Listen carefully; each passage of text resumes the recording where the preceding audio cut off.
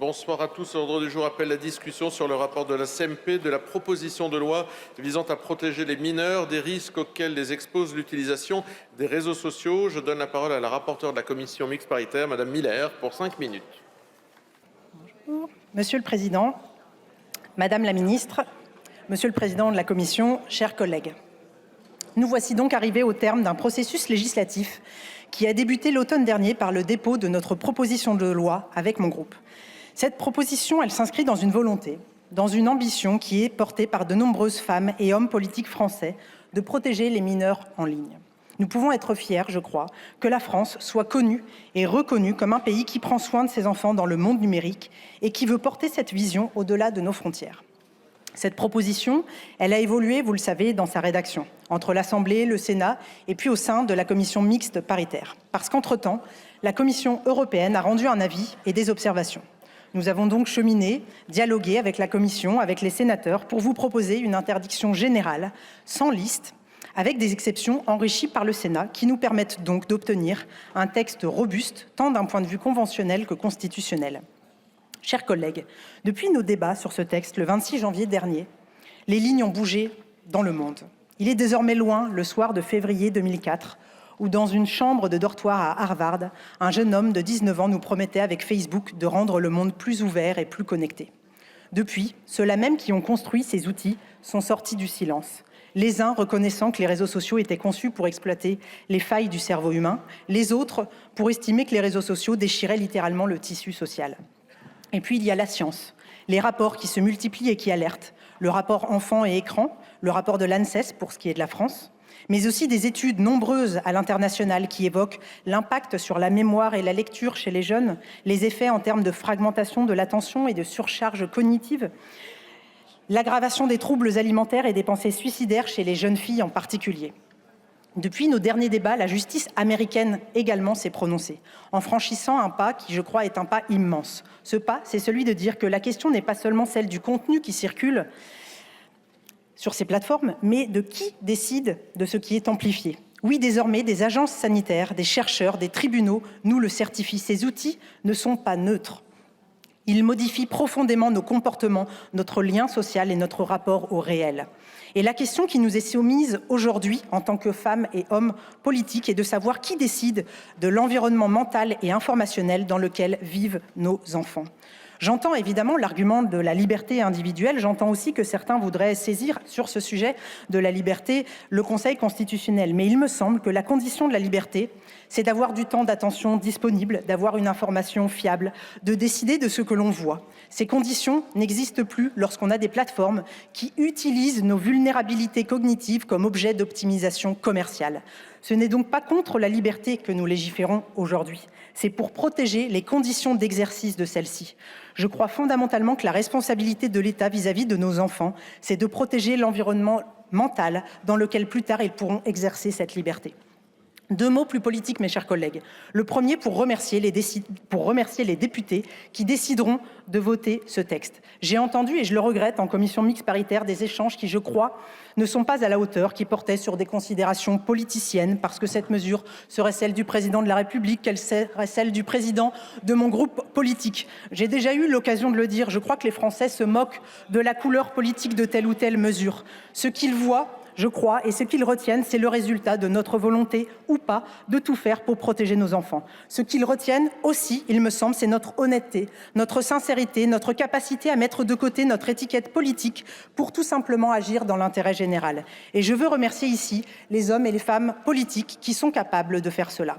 Le second point, c'est vous dire que je comprends et que je partage la frustration politique qui est celle du législateur français. Vous serez sans doute plusieurs à le dire, de ne pas pouvoir réguler davantage les plateformes. Nous sommes nombreux à appeler de nos vœux un changement radical de logique économique de ces plateformes prédatrices. Nombreux à vouloir agir sur les algorithmes, à vouloir faire de ces plateformes de véritables éditeurs de contenu. Mais cela, vous le savez tous, nous ne pouvons pas directement le mettre dans la loi française. Nous pouvons évidemment adopter une résolution qui marquera cette volonté partagée et qui dira à la Commission européenne qu'il faut aller plus loin et plus vite. Mais l'inscrire dans la loi, vous le savez, c'est condamner notre démarche purement et simplement. Mes chers collègues, en 2004, je vous le disais, un jeune homme de 19 ans nous promettait un monde plus ouvert et plus connecté avec Facebook. Nous sommes maintenant plus de 20 ans plus tard et c'est à nous, dans cet hémicycle, de tenir la promesse qui n'a pas été tenue. Pas en enfermant nos jeunes, mais en leur laissant le temps d'entrer dans ce monde par la bonne porte, au bon âge et avec les bons outils pour s'y tenir debout. Voilà le sens de votre vote aujourd'hui. Rendre à nos enfants la jeunesse qui leur a été confisquée. Je vous remercie. Merci. La parole est à Madame Anne-Laure Henanff, ministre déléguée chargée de l'intelligence artificielle et du numérique. Monsieur le Président, Madame la rapporteure, chère Laure Miller, Monsieur le Président de la Commission de la Culture, Alexandre Portier, Mesdames et Messieurs les députés, je me réjouis d'être avec vous cet après-midi pour la lecture des conclusions de la commission mixte paritaire sur cette proposition de loi essentielle pour clore un parcours législatif initié en janvier 2026. La proposition de loi qui vise à protéger les mineurs des risques auxquels les expose l'utilisation des réseaux sociaux est d'abord essentielle parce qu'elle vient concrétiser une idée forte et une évidence qui s'impose aujourd'hui pleinement à tous. Je souhaite par ailleurs excuser l'absence du ministre de l'Éducation nationale, Édouard Geffray, en déplacement avec le Premier ministre. Cette évidence dont je parlais, c'est qu'il nous faut agir sans délai pour protéger nos enfants des dangers des réseaux sociaux. Nous le devons à nos enfants. Nous le devons également à tous les parents et aux familles, dont certains et certaines ont parfois été brisées. Je veux avoir une pensée particulière pour ces familles. Je sais qu'elles nous écoutent et sont attentives à nos travaux. En 2026, lors de ses vœux, le président de la République exprimait clairement sa volonté de protéger nos enfants et nos adolescents des réseaux sociaux et des écrans. Ceci passait par la proposition d'un projet de loi qu'il souhaitait voir déposé par le gouvernement le plus rapidement possible. En parallèle, plusieurs parlementaires dans les deux chambres, engagés depuis des années sur la régulation des plateformes, travaillaient également sur ce sujet, conscients des enjeux à agir vite. La protection de la population, la réglementation des réseaux sociaux ont fait l'objet de plusieurs travaux de députés et de sénateurs. À mon niveau, depuis mon arrivée en octobre 2025 et à la demande du Premier ministre, mon cabinet travaillait à l'écriture d'un texte pour protéger nos enfants des abus des réseaux sociaux. Tout convergeait vers la nécessité, voire l'urgence, d'un texte protégeant les moins de 15 ans des risques invisibles à leurs yeux, la dépendance, l'enfermement algorithmique et rapidement l'impact nocif sur leur santé mentale. C'est une proposition de loi portée par la députée Laure Miller que vous allez voter aujourd'hui et vers lequel nous avons convergé dans l'intérêt général. Je souhaite à cette occasion saluer son engagement, sa détermination, son esprit constructif pour faire aboutir ce texte. Je souhaite également saluer les travaux précurseurs du président Laurent Marcangeli, qui a ouvert la voie dès 2023 en faisant voter un texte sur la majorité numérique qui n'avait pu être appliqué en France à l'époque du fait de l'incompatibilité avec le droit européen. La modification des lignes directrices de l'article 28 du DSA en juillet 2025, portée par la France, le permet aujourd'hui. Je salue également l'engagement des parlementaires des deux chambres sur le sujet de la protection des populations en ligne et particulièrement les présidents des deux commissions de la culture, Alexandre Portier à l'Assemblée nationale et Laurent Lafont au Sénat.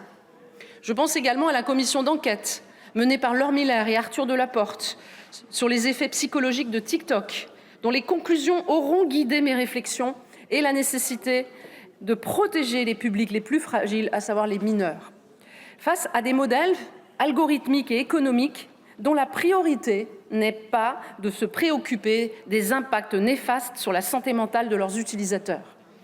Je pense enfin à la proposition de loi de la sénatrice Catherine Morin-Desailly, qui porte des actions essentielles en matière d'éducation et de santé et qui arrivera au sein de cet hémicycle à l'automne. Je salue l'esprit constructif qui a présidé aux travaux de la commission mixte paritaire et la volonté de parvenir, en particulier s'agissant de l'article 1er, à une rédaction équilibrée, juridiquement solide et pleinement compatible avec le droit européen. Équilibrée parce qu'elle reflète le souci légitime d'un texte à la fois proportionné dans son périmètre et protecteur de nos enfants, c'est-à-dire de notre avenir commun. Le texte issu de vos travaux pose un interdit clair, celui de l'accès aux réseaux sociaux pour les mineurs de moins de 15 ans. Il y a 2 ans, en 2024, le Parlement a adopté la loi visant à sécuriser et réguler l'espace numérique qui imposait aux sites pornographiques de contrôler l'âge de leurs utilisateurs. Ces sites se sont mis en conformité et ont déployé des solutions d'estimation d'âge. En l'espace de moins d'1 an, la fréquentation des mineurs a diminué de moitié. Nous avons encore progressé depuis. Les lignes directrices sur l'article 28 du règlement sur les services numériques négocié l'été dernier édictent précisément les exigences techniques auxquelles doivent se conformer des plateformes pour vérifier l'âge de leurs utilisateurs. Nous ne parlons plus d'estimation, nous parlons de vérification précise de l'âge. Ce canevas technique qui existe contient des exigences élevées en matière de protection des données personnelles et d'efficacité des dispositifs. Toute solution technique déployée par les réseaux sociaux ou par les tiers qui ne s'y conformerait pas pourrait faire l'objet d'une sanction. C'est le cadre harmonisé que devront respecter tous les réseaux sociaux dans tous les pays européens pour garantir une harmonisation technique de ces lois à l'échelle européenne. En l'adoptant aujourd'hui, la France montre la voie en Europe, en étant le premier pays à instaurer une majorité numérique pour mieux protéger nos enfants en ligne. La Grèce, l'Espagne nous suivront dans quelques semaines. Et c'est aujourd'hui une coalition de 15 pays européens qui souhaitent porter cette norme sociale dans leur droit national. Parce que c'est bien en européen que nous avançons. Le texte que vous allez voter aujourd'hui est regardé de près partout en Europe, au niveau de la Commission européenne et au-delà des frontières du continent. La présidente de la Commission européenne a d'ores et déjà annoncé le lancement d'un processus pour une majorité numérique en Europe, décision que la France soutient pleinement. J'ajoute que sous l'impulsion du président de la République, la protection des mineurs en ligne est désormais à l'agenda de nos rendez-vous internationaux avec nos partenaires. Sous la présidence française du G7, la protection des mineurs en ligne est devenue une priorité absolue, partagée par l'ensemble de ses membres. La prise de conscience est mondiale. Présente il y a quelques semaines à l'événement Global Dialogue on AI Governance, organisé par l'ONU, j'ai été marquée par la force du discours du secrétaire général Antonio Guterres sur la protection des enfants en particulier et des populations en général face aux risques générés par les pratiques des plateformes. La commission mixte paritaire est également venue conforter ce texte en confirmant l'interdiction du téléphone portable au lycée. Les retours du terrain sont sans ambiguïté. Les élèves sont plus attentifs, plus concentrés, plus disponibles pour les apprentissages sans téléphone portable. C'est aussi un intérêt pour le climat scolaire, pour limiter les conflits et enfin pour la santé et l'émancipation de nos enfants. Vous allez donc voter, mesdames et messieurs les députés, un texte comprenant 2 mesures majeures dont l'enjeu principal est de protéger la santé et l'émancipation de nos enfants. En limitant l'exposition continue aux écrans, nous protégeons leur attention, leur sommeil, leur équilibre psychique. Nous leur donnons aussi l'occasion de retrouver d'autres formes de sociabilité, le débat, la lecture, l'échange direct, qui sont les fondements même de la citoyenneté. C'est donc une mesure de responsabilité que seul l'intérêt de l'enfant guide. Mesdames les députées, messieurs les députés, par votre vote, vous allez marquer d'une pierre blanche le chemin de la protection de nos mineurs en ligne, tout autant que vous allez passer le message aux plateformes que nous n'autoriserons plus l'utilisation de méthodes non conformes à notre droit et à nos valeurs et qui mettent en danger nos enfants. L'enjeu, pour les plus jeunes d'entre nous et pour notre société tout entière, en vaut la peine. Je vous remercie. Merci Madame la Ministre. Je donne la parole à Monsieur Portier, vice-président de la Commission mixte paritaire pour 5 minutes. Merci Monsieur le Président, Madame la Ministre, Madame la Rapporteure, Mesdames et Messieurs les députés, chers collègues. Que de temps faut-il pour enfin arriver à faire triompher une évidence, mais l'important c'est que nous y sommes. Et c'est pour cela que je veux d'abord saluer le travail de notre collègue rapporteur, Laure Miller, qui est parvenu à faire aboutir ce texte malgré un parcours législatif semé d'embûches et qui nous aura pris sans doute plus de temps que nous l'aurions voulu les uns et les autres. Je voudrais aussi saluer l'importante contribution de nos collègues sénateurs, la rapporteure Catherine Morin-Desailly, le président Laurent Lafont et naturellement celui de tous les collègues de la Commission des affaires culturelles et de l'éducation, de tous bords confondus, qui ont permis d'avoir un beau débat en commission et encore hier en commission mixte paritaire. Je me félicite tout particulièrement de ces échanges en CMP parce qu'ils ont permis de s'accorder sur une rédaction ayant pour principal mérite de nous protéger du risque de collusion avec le droit européen. Grâce à cet accord, la CMP d'hier a été conclusive et ce texte, si vous le votez, pourra entrer en application à la rentrée prochaine. Et il est temps et il le faut. Il le faut parce que l'urgence, c'est de protéger nos enfants. Des enfants fragiles, jamais épargnés, qui sont maintenant le réceptacle de toutes les dérives de l'époque. De nos jours, ils sont les premiers à souffrir de la violence des adultes, de la malbouffe, d'un environnement dégradé, de pratiques addictives qui explosent, d'un enseignement fragilisé et d'un effondrement moral qui les prive de repères. À cela, il faut aussi ajouter les écrans. Ils envahissent nos vies, le virtuel grignote peu à peu le réel. Et au cœur de cette révolution, les réseaux sociaux qui captent l'attention de nos enfants toujours plus jeunes. Les enfants passent déjà plus de 5 heures sur les écrans chaque jour. Et c'est la vie de nos jeunes qui leur est volée. D'ailleurs, avant d'évoquer les dangers, questionnons simplement l'opportunité.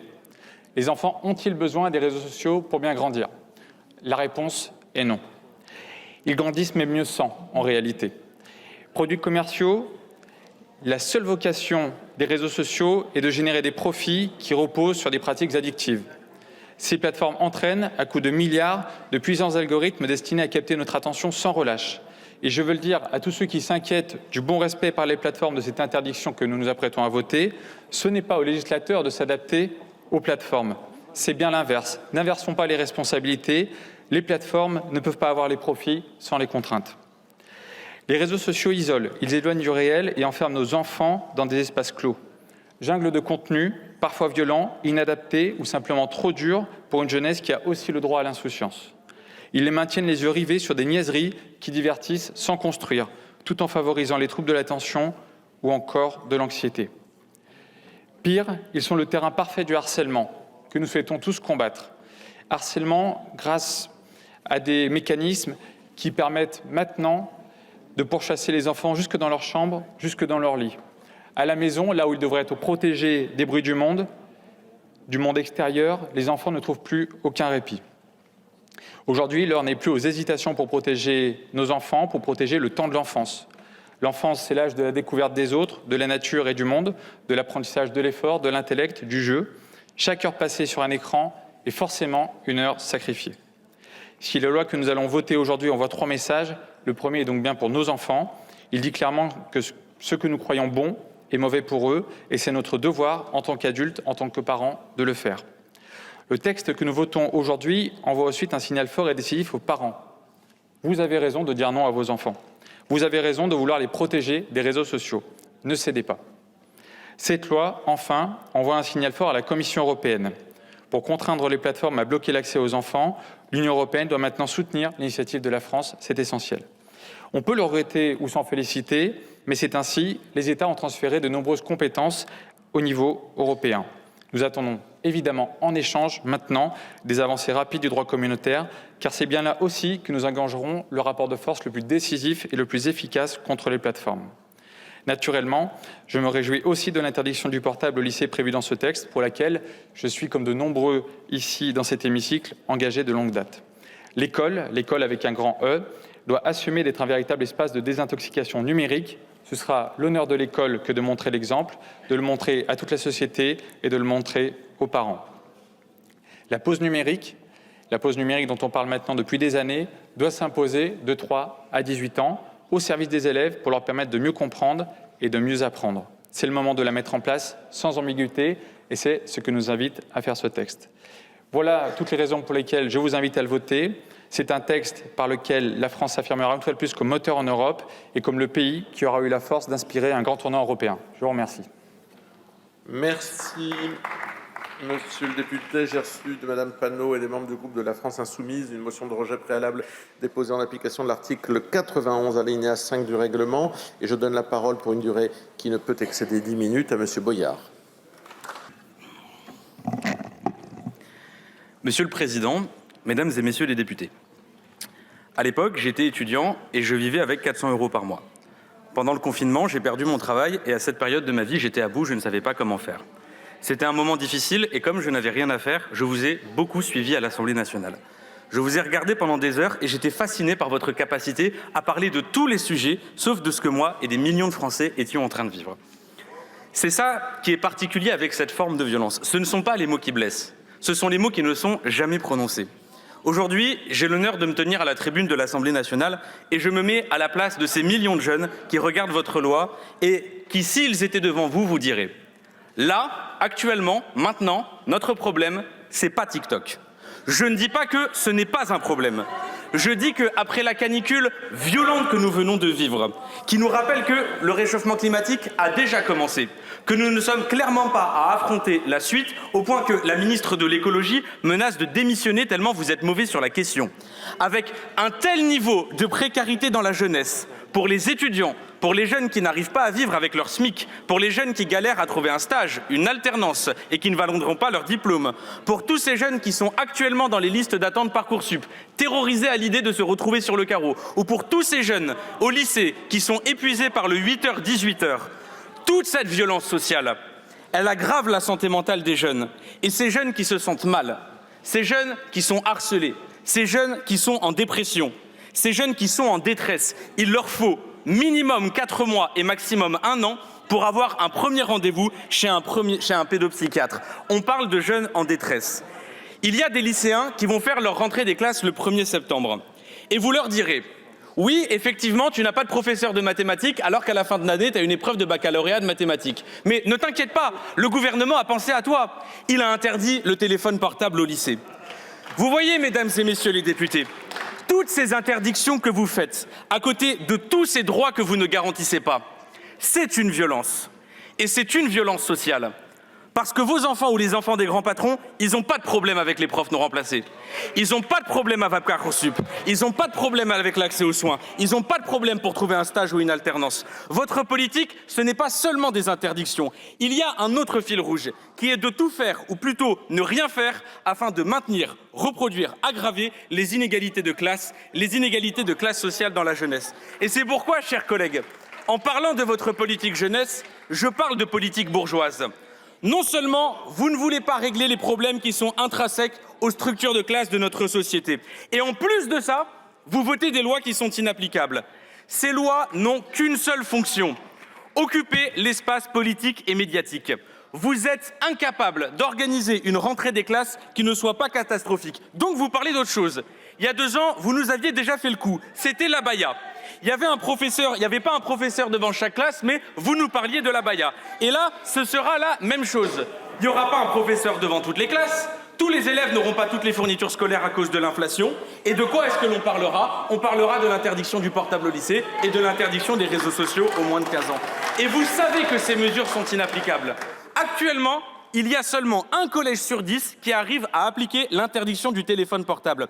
Puisque vous n'êtes pas capable de le faire au collège, pourquoi est-ce que vous seriez capable de le faire au lycée?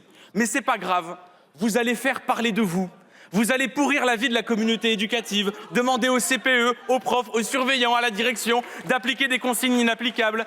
Vous placez cette jeune génération dans une contradiction qui est insurmontable. Vous leur dites, l'école, elle est numérique.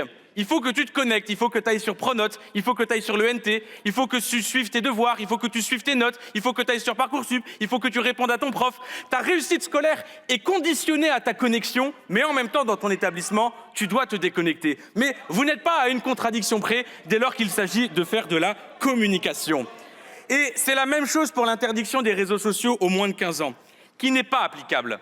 Ils l'ont essayé en Australie, les 2 tiers des jeunes ont trouvé des solutions de contournement. Ou parce qu'ils prenaient la carte d'identité de leurs parents et ils réussissaient à le débloquer en se faisant passer pour leurs parents, ou sinon parce que, comme tous les jeunes, ils ont vu une OP pour NordVPN et ils savent ce qu'est un VPN et donc ils arrivent à le contourner. Cette loi n'est pas une mesure pour la jeunesse, mesdames et messieurs les députés. C'est une loi qui vise à imposer à toute la population française, quel que soit son âge, une vérification d'identité pour se connecter à leurs réseaux sociaux. C'est une loi qui vise à mettre fin à l'anonymat sur Internet pour tout le monde. Et ça, d'ailleurs, Madame la Ministre ne le dit pas clairement, que tous nos concitoyens vont devoir faire vérifier leur identité pour se connecter sur les réseaux sociaux.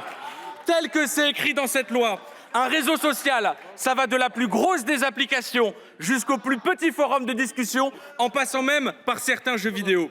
C'est une immense part d'Internet que vous allez soumettre à un contrôle d'identité. Le Conseil d'État a dit que cette interdiction générale était disproportionnée. Les sénateurs disaient que c'était inconstitutionnel. Bon, ils ont changé de position. Je ne sais pas comment est-ce que vous avez acheté les sénateurs. J'ai entendu qu'il y avait des élections sénatoriales dans quelques semaines. Mais les arguments des sénateurs, ils restent les mêmes. Cette loi n'est pas conforme à notre Constitution. Si demain l'Europe décide d'en faire une interprétation extrêmement large, vous ne pourrez rien faire. Parce que cette loi donne les pleins pouvoirs à la Commission européenne pour s'occuper de toute la vérification d'identité. On ne sait pas si l'application de contrôle sera publique ou privée. On ne sait pas si l'application de vérification d'identité sera française, européenne, américaine. Rien dans ce texte ne donne des garanties sur la sécurité des données ultra sensibles quand il s'agit de l'identité des Français. Et vous me permettrez de dire que de la part d'un gouvernement qui, toutes les semaines, a une fuite de données dans ses services au point de mettre en danger les données de nos concitoyens, je ne vous fais pas confiance, Madame la Ministre, pour prendre des décisions aussi lourdes. Et j'achèverai sur cela. Quand un texte aussi bancal est voté par les souverainistes en carton du Rassemblement national, qui vont donner la vérification d'identité à la Commission européenne, je m'inquiète du caractère liberticide et je dirais même du caractère fascisant d'une telle mesure. Voilà ce qu'est cette loi. Il y a une véritable forme d'hypocrisie. Les réseaux sociaux ne sont pas toxiques seulement pour les moins de 15 ans. Ils sont toxiques pour tout le monde. Pour les moins de 15 ans, pour les adolescents, pour les adultes, pour nos grands-parents. Le capitalisme est en mutation. Il fait naître des géants du numérique qui sont maintenant plus puissants que des États. Ils embauchent des ingénieurs, des psychologues, des communicants pour capter notre attention et nous rendre accros avec des produits algorithmiques toujours plus puissants et addictifs. Mais dans quel but ? Regardez de la publicité. Et c'est ça le fond du problème, c'est la pub. Vous allez sur YouTube, il y a de la pub. Vous sortez de chez vous, à l'arrêt de bus, il y a de la pub. Vous prenez votre voiture, sur le long de la route, il y a de la pub. Vous allumez la radio, qu'est-ce qu'on entend? De la pub. Et quand vous allez sur vos réseaux sociaux, vous échangez votre temps d'attention contre quoi? Contre du visionnage de publicité. Pourquoi a-t-on besoin d'autant de pubs? Parce qu'il faut entretenir la société de consommation. Vous contrôlez l'individu parce que vous ne voulez pas contrôler la machine mondiale, celle de la société de consommation. La santé mentale des jeunes est en danger, et pas seulement à cause des réseaux sociaux. Mais vos solutions sont à côté de la plaque. Vous choisissez des solutions de façade, vous créez des barrières d'âge qu'on peut contourner en 2 clics. Et pendant ce temps, vous fuyez votre combat contre l'économie de l'attention et vous baissez les budgets de la prévention. À l'école, un médecin scolaire pour 13 000 élèves. Vous faites des grands discours sur la santé mentale des jeunes. Vous ne financez pas la médecine scolaire. Vous ne financez pas la pédopsychiatrie. Vous ne financez pas l'école. Mais par contre, pour financer des nouvelles répressions, il y a du monde. Parce que ces nouvelles répressions, elles sont gratuites et ça ne vous demande pas de taxer ces géants du numérique. Cette loi, elle n'est pas seulement hypocrite, elle est dangereuse. Vous savez que ces mesures seront contournées et qu'elles sont inapplicables. C'est une excuse pour imposer la fin de l'anonymat sur Internet, pour imposer davantage de contrôle de l'Union européenne sur l'espace de liberté qu'est Internet, pour dire que vous faites quelque chose sur les GAFAM alors que c'est eux qui vous tordent le bras. Les problèmes de santé mentale des jeunes, c'est qu'ils ne sont pas consultés. J'avais proposé qu'il y ait un débat et un vote dans les lycées sur ce texte, vous l'avez refusé. Si vous consultez les jeunes, ils vous demanderont l'égalité d'accès à l'université, l'égalité d'accès aux soins, notamment sur leur santé mentale. Ils vous demanderont l'égalité dans l'éducation, ils vous demanderont des emplois du temps moins chargés et des structures associatives, culturelles, sportives qui leur permettent de découvrir et s'épanouir dans leur passion.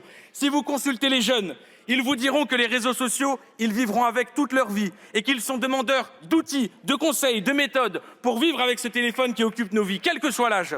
Si vous consultez les jeunes, ils vous diront qu'ils n'entrevoient pas l'avenir dans le cadre de l'économie de l'attention, de la consommation, de la dictature des GAFAM. Si vous consultez les jeunes, ils vous diront qu'ils ne veulent pas l'égalité dans l'interdiction, mais l'égalité dans les droits et les libertés de chacun. Et si vous consultez les jeunes, ils vous diront d'arrêter d'instrumentaliser leur culture, que ce soit celle d'Internet, de la fête, des jeux vidéo, du football, pour justifier vos lois répressives votées avec le Rassemblement national.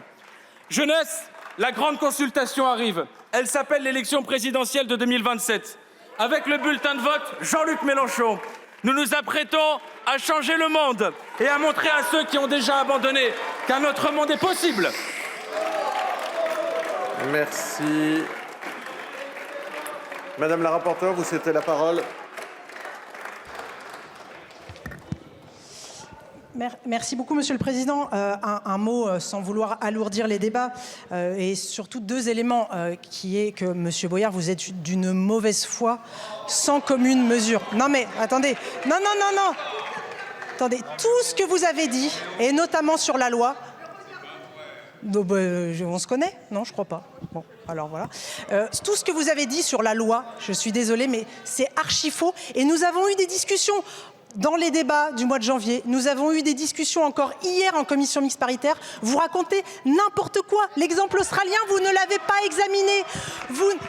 L'exemple australien, je vous l'ai dit hier, noir sur blanc, c'est une estimation d'âge. Ça n'a rien à voir avec une vérification d'âge. Vous le savez, je vous l'ai dit.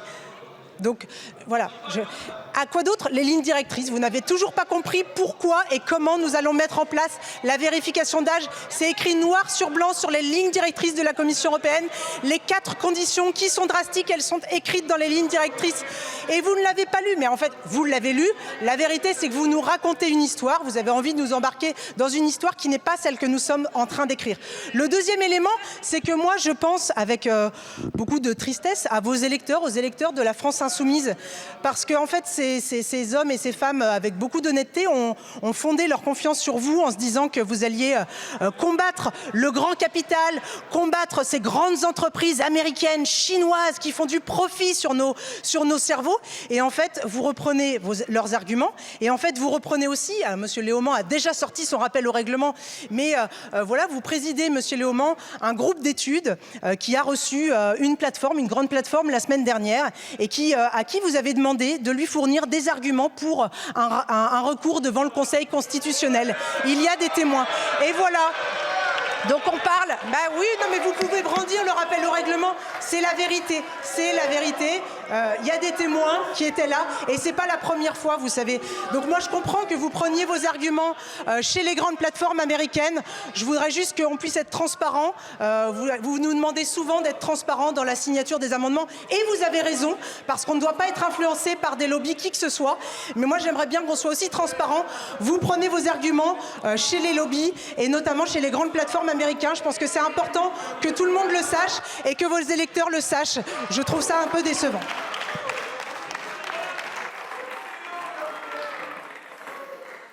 Merci, Madame la rapporteure.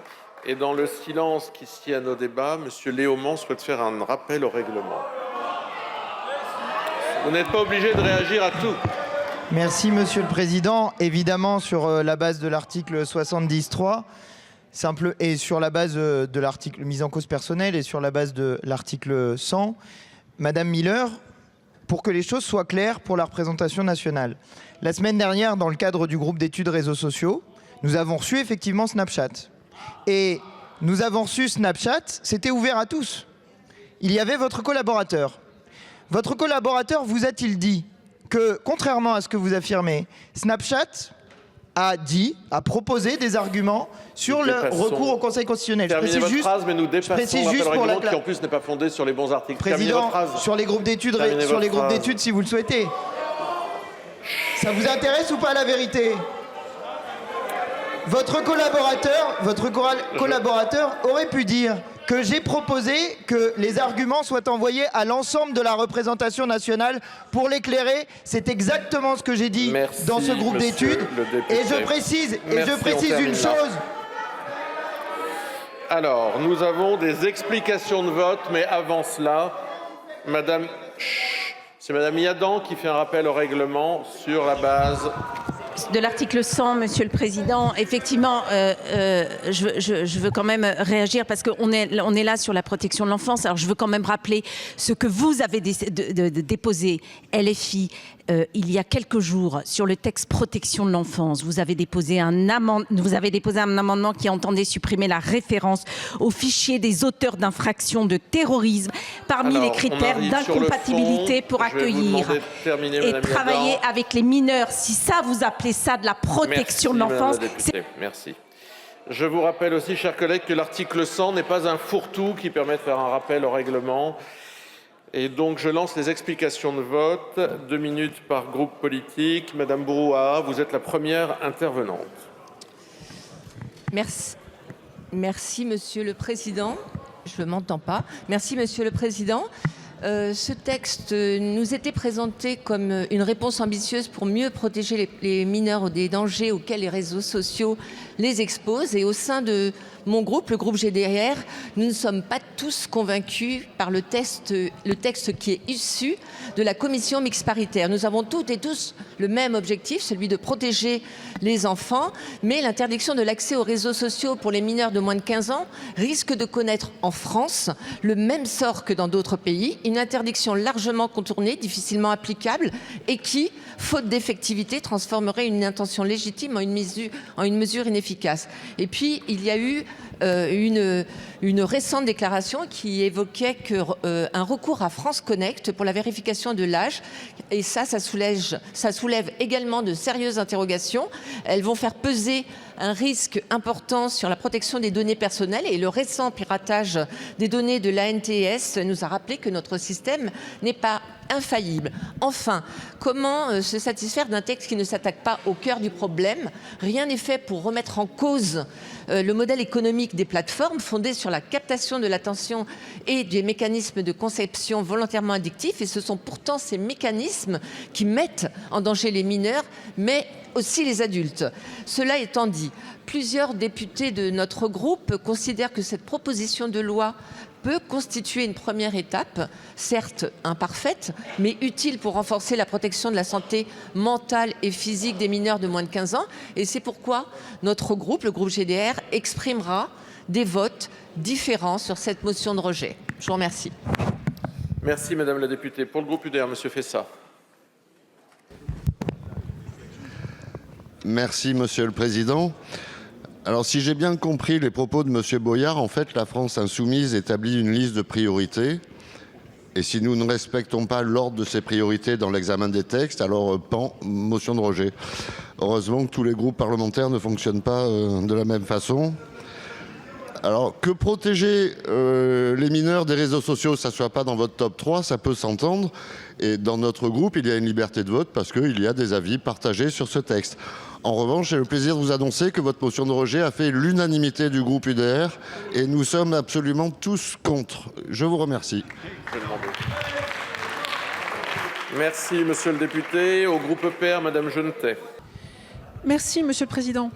Écoutez, cette motion de rejet préalable est pour nous totalement incompréhensible. Elle est incompréhensible parce que ça fait des mois qu'on travaille et qu'on auditionne et qu'on écoute et qu'on a entendu à la fois les témoignages des scientifiques, la détresse des parents, la souffrance des jeunes qui sont confrontés à ces réseaux sociaux et qui tous nous appellent à l'aide, également les points d'interrogation, les difficultés de nos enseignants face à ça, et tous nous demandent ce point d'appui qui leur permettra d'expliquer à nos jeunes que les réseaux sociaux ne sont pas faits pour eux. Mais en fait, quand je dis ça incompréhensible, il y a quand même un point de compréhension, c'est que ma collègue Laure Miller le rappelait tout à l'heure, Mme la rapporteure le rappelait, c'est que finalement à travers les propos de M. Boyard, nous entendons qu'il cautionne, qu'il soutient le discours qui est exactement le discours de ces grandes plateformes, qui finalement travaillent sur l'économie de l'attention, qui sont là pour capter l'attention et le cerveau de nos enfants. Mais voyez-vous, nous, pour notre part, la liberté de nos enfants, ce que nous souhaitons protéger, c'est la liberté d'apprendre sans ces outils qui leur broient totalement le cerveau. Donc oui, nous avancerons aussi au fur et à mesure, nous corrigerons, nous améliorerons pour être sûr que nous pourrons accompagner et protéger un maximum de nos jeunes. Aujourd'hui, ce projet de loi nous permettra de les protéger et tous ceux que nous allons protéger demain, nous devons en être fiers. Alors pour toutes ces raisons, notre groupe votera contre cette motion de rejet préalable qui, encore une fois, est la preuve que la groupe La France Insoumise soutient les grandes plateformes américaines. Pour le groupe LFI, Monsieur Saint-Martin. Merci Monsieur le Président, Madame la rapporteure, Madame la ministre, collègues. Naturellement, nous voterons cette motion de rejet. Pour tout dire, vous naviguez à vue, vous l'avez reconnu d'ailleurs en CMP, vous n'avez pas de projet, pas de vision, et vous compensez en agitant des mesures autoritaires censées répondre à vos paniques morales, en ignorant l'avis des professionnels, des chercheurs et des principaux concernés, les jeunes. Voilà bientôt 10 ans que vous êtes au pouvoir et vous n'avez rien préparé. Il faudrait donc en 1 mois et demi instaurer une mesure dont la mise en œuvre est complexe et impactera profondément la vie de millions de mineurs et de parents de notre pays. Surtout, elle imposerait un contrôle d'identité qui mettrait fin rien de moins qu'à l'anonymat sur Internet, le principe même de la liberté sur Internet. Cette loi ne réglera rien, car elle est à l'image des algorithmes qu'elle dénonce, d'une opacité totale. Des échanges avec la DG Connect de la Commission européenne auraient été organisés, mais le débat chez les macronistes est à géométrie variable, puisque tous les parlementaires n'ont visiblement pas été conviés. On n'en était pas. Pire encore, le Conseil d'État n'est même pas sûr de la bonne conformité constitutionnelle de la loi, ce qui veut dire que malgré cette CMP organisée en urgence, vous n'êtes même pas sûr de pouvoir la mettre en œuvre. Après presque 10 ans au pouvoir, votre action n'est guidée que par le fantasme du contrôle sur un espace numérique bien plus complexe que ce que votre esprit réducteur vous permet de concevoir. Oui, les jeunes, ils sont trop souvent exposés à des contenus dangereux, on l'a souvent évoqué, mais ils trouvent aussi des moyens d'information et d'émancipation, ouvrant des horizons nouveaux face au racisme, au sexisme, aux LGBT-phobie ou encore à la crise climatique qui pèse sur leur conscience. Si vous vous préoccupez réellement de leur santé mentale, luttez contre ces fléaux, accompagnez-les dans leurs usages du numérique, bref, agissez en législateur soucieux de l'intérêt général et pas en père et mère fouettard du numérique par une loi écran de fumée. Pour notre part, nous avons conscience de leur intelligence et leurs aspirations et nous leur disons « Regardez ce que les Insoumis vous proposent. Nous sommes capables d'instaurer une politique du numérique qui ne soit ni liberticide, ni réductrice, en tournant définitivement la page du macronisme autoritaire. Et ça commencera dès 2027 avec Jean-Luc Mélenchon. » Merci, monsieur le député au groupe socialiste, monsieur Delaporte. Oui, merci. Alors, une motion de rejet, à quoi ça sert? Ça sert à dire qu'on veut renvoyer le texte en commission, qu'on considère qu'il est inabouti, ou alors, dans le passé, c'était aussi pour dire qu'il y avait des sujets de constitutionnalité. Bon, il s'avère que tout ceci a été fusionné dans un même bloc, que si on revient en commission, le texte ne bougera pas. De toute façon, on est en lecture définitive, que vous êtes finalement assez engagé sur la formule assez simple d'interdiction sèche des réseaux sociaux. On reviendra dans notre explication de vote sur le sujet.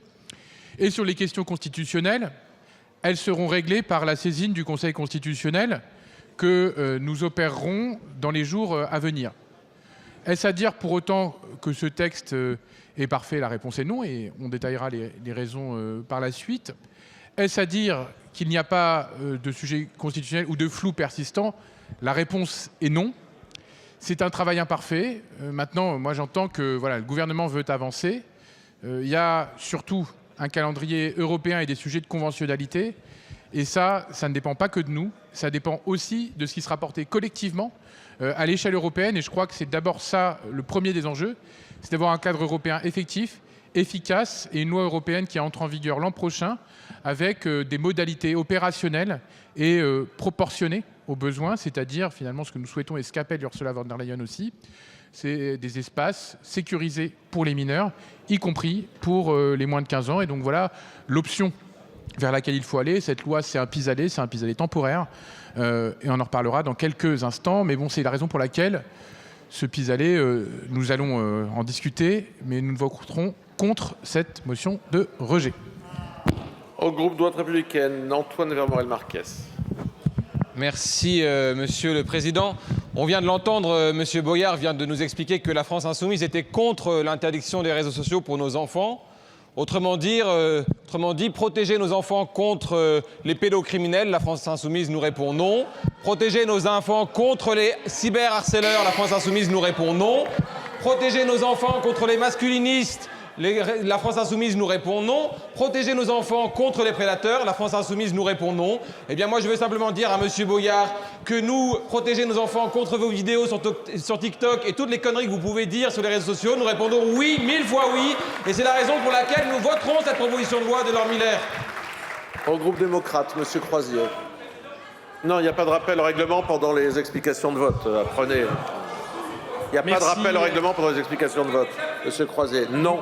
Merci, Monsieur le Président, Madame la Ministre, Madame la Rapporteure, mes chers collègues.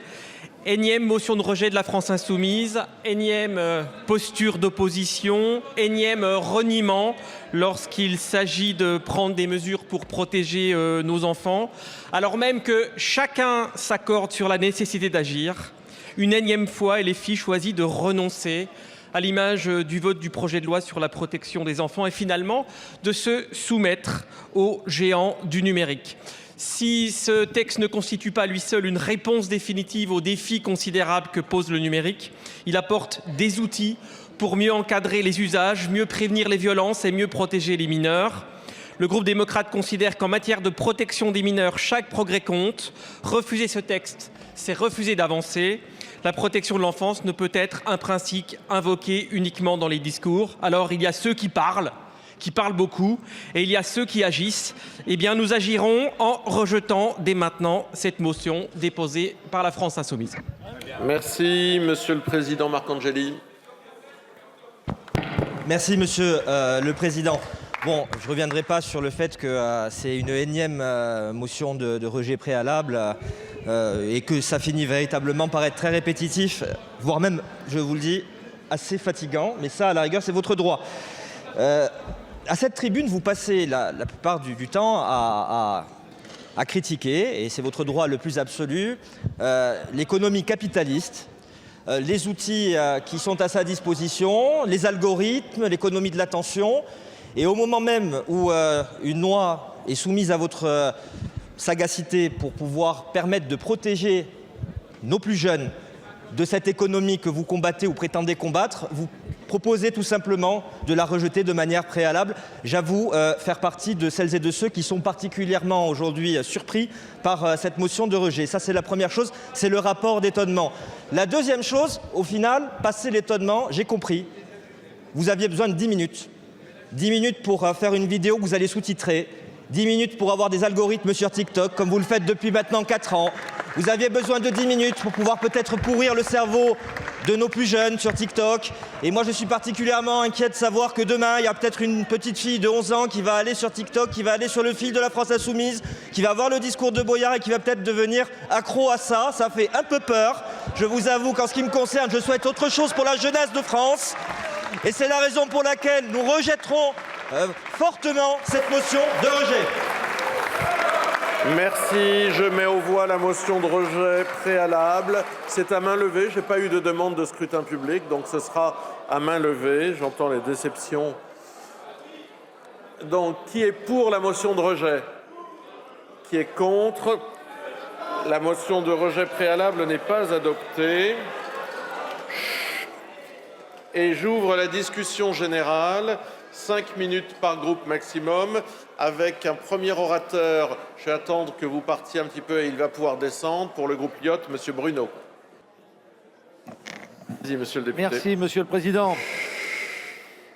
Alors, Madame la Ministre, Madame la Rapporteure, Monsieur le Président de la Commission, mes chers collègues, nous sommes réunis aujourd'hui pour voter une loi visant à protéger les mineurs des risques auxquels les exposent les réseaux sociaux. Alors, après la commission mixte paritaire et aussi après d'utiles échanges avec la Commission européenne, ce texte n'est plus doté que de 3 articles.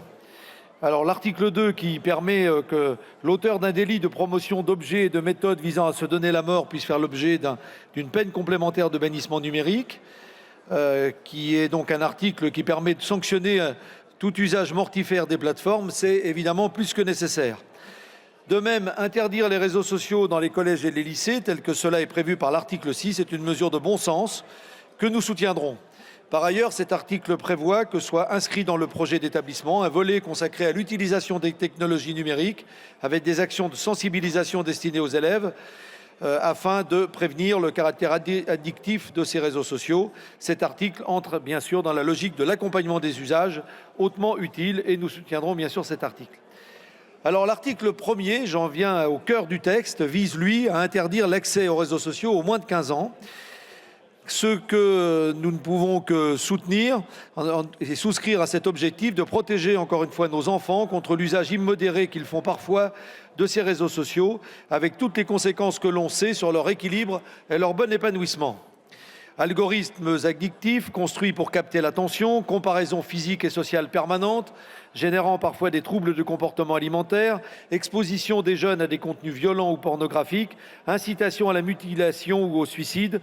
Ce constat, notre groupe le partage sans réserve, évidemment. Pour autant, et même si nous sommes bien conscients que nous sommes sur une matière nouvelle, nous nous interrogeons sur le caractère totalement opérationnel de cette interdiction aux moins de 15 ans.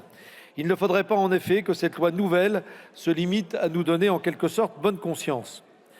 Comment comptons-nous, par exemple, faire respecter une telle interdiction à nos enfants et adolescents, qui sont les plus investis sur les plateformes, bien plus que beaucoup de leurs parents, parents qui eux-mêmes, d'ailleurs, ont constamment le nez dans leur téléphone portable, je plaide coupable, et ne savent parfois pas eux-mêmes interroger leur rapport aux écrans. Comment allons-nous préparer le passage de l'addiction avant 15 ans à la sortie post-15 ans, en quelque sorte, puisque, effectivement, en quelques jours, tout peut changer. Comment allons-nous appliquer cette loi dès la rentrée prochaine? Comment allons-nous vérifier concrètement que les plateformes appliquent bien la loi? Comment allons-nous nous assurer que l'attrait de l'interdit ne conduise un certain nombre de jeunes à contourner cette interdiction via les comptes empruntés ou l'utilisation de VPN? Alors, tout cela étant dit, et compte tenu de l'utilité de tous ces articles, nous soutiendrons ce texte. Et en conclusion, je veux clairement réaffirmer notre soutien à cette loi, en particulier à l'interdiction de l'accès aux réseaux sociaux pour les moins de 15 ans. Et c'est parce que nous soutenons cette mesure que nous insistons sur l'ardente obligation de travailler dès maintenant aux conditions de sa mise en œuvre effective. Merci de votre attention. Merci, monsieur le député. Pour le groupe GDR, madame Bourouard. Merci, Monsieur le Président. Madame la Ministre, Monsieur le Président de Commission, Madame la rapporteure, chers collègues. Cette proposition de loi qui nous a été présentée comme la plus ambitieuse des deux textes en discussion, plus ambitieuse, nous disait-on, que le projet de loi du gouvernement. Pourtant, c'est bien la version gouvernementale qui est aujourd'hui soumise à notre vote. Au fil des examens de ce texte a considérablement été vidé de sa substance. Il ne reste donc plus rien de l'ambition initialement affichée, sous l'impulsion du gouvernement ou peut-être du président de la République, soucieux d'achever son mandat par quelques mesures symboliques. Nous nous retrouvons avec un texte réduit à 2 dispositions essentiellement déclaratives. La première vise à interdire l'accès aux réseaux sociaux aux mineurs de moins de 15 ans, mais sans jamais que les modalités techniques permettent de rendre cette interdiction effective n'aient été démontrées. La seconde prévoit l'interdiction du téléphone portable dans les lycées, alors même que cette règle est déjà appliquée dans la quasi-totalité des établissements par le biais de leur règlement intérieur. Et en réalité, ce texte n'est qu'une loi d'affichage et non la réforme de fond attendue qui devrait viser et protéger les mineurs. S'agissant de l'interdiction des réseaux sociaux aux moins de 15 ans, l'expérience internationale invite pourtant à la prudence.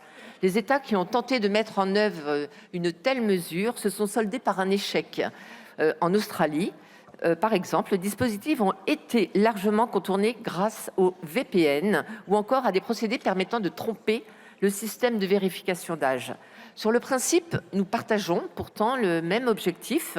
Il est indispensable de mieux protéger les mineurs face à des plateformes dont les effets sur la santé mentale, leur développement et parfois même leur sécurité sont désormais largement documentés.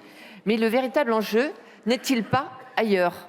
Plutôt que d'interdire l'accès à ces plateformes, pourquoi ne pas s'attaquer directement à leur modèle économique fondé sur le captage de l'attention?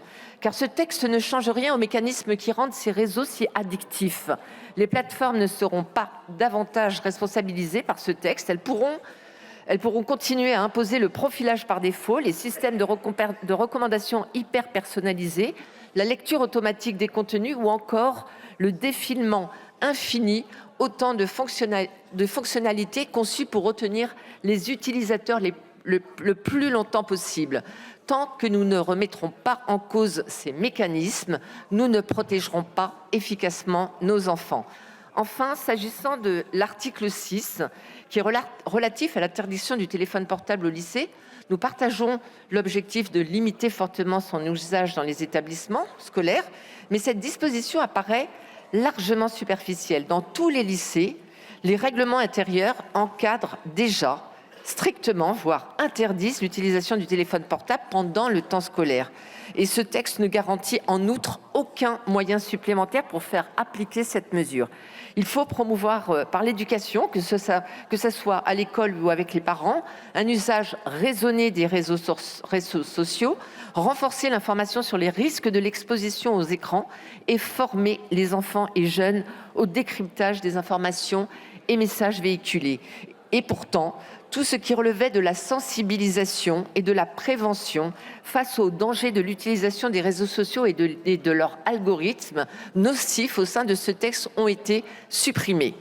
Ainsi, plus de renforcement des sanctions contre la plateforme qui ne supprime pas les contenus promouvant les actes menant au suicide.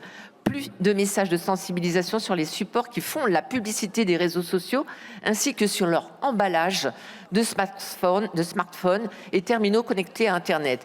Pas de séance à l'école sur le fonctionnement des algorithmes des réseaux sociaux et leurs conséquences psychologiques. C'est parce que cette proposition de loi n'est finalement qu'un texte d'affichage dont les seules dispositions restantes ne sont que des mesures symboliques qui ne protégeront pas davantage les mineurs. C'est la raison pour laquelle notre groupe ne peut lui apporter une réponse unanime. Alors si nous partageons tous et toutes l'objectif poursuivi, les insuffisances de ce texte conduiront mon groupe à exprimer les 3 positions de vote. Je vous remercie. Merci Madame la députée. Pour le groupe UDR, c'est Monsieur Fessa.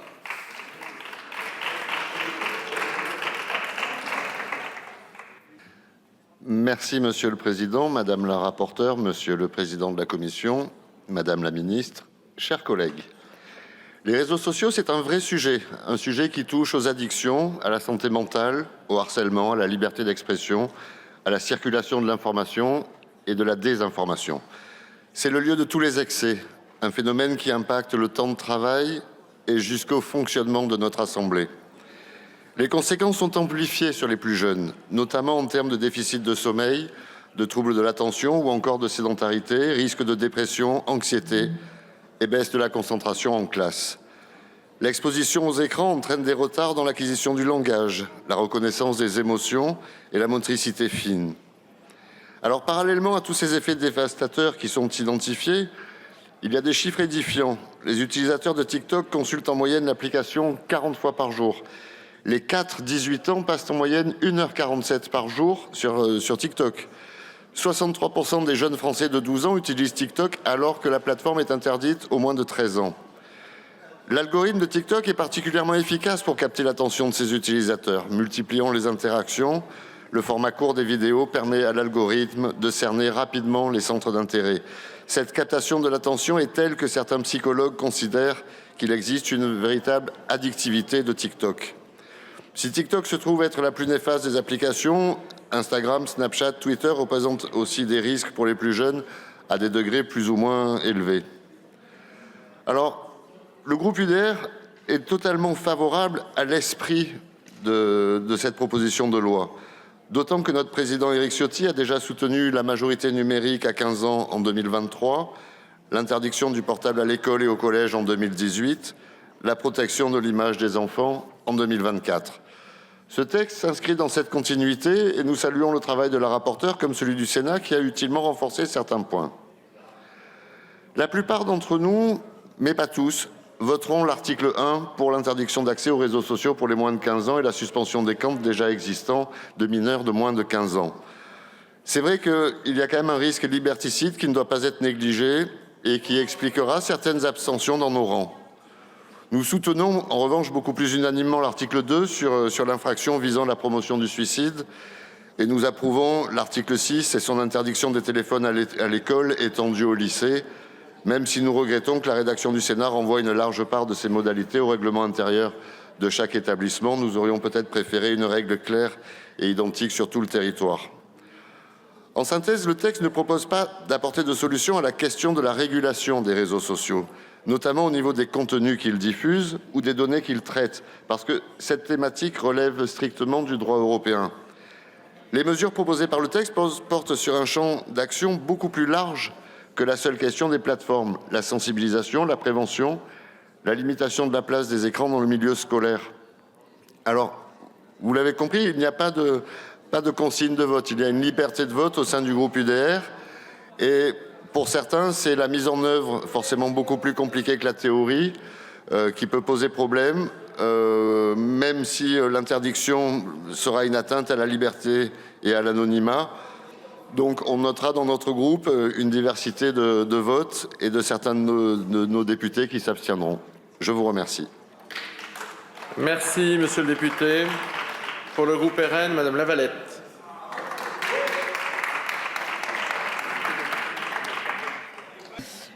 Madame la présidente, madame la ministre, mes chers collègues, mesdames et messieurs les rapporteurs aussi.